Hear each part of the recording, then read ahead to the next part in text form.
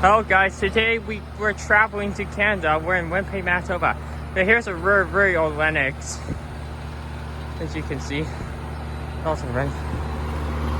Let's look at the map plate. That's pretty nice. I don't know what kind of compressor is that. It's from 1988. Let's see. And here's a Coleman F gone.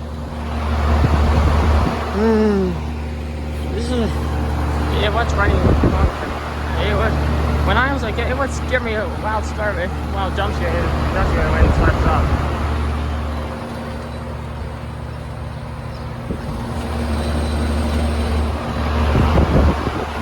And there's a Coleman F gun not running, but this one's running.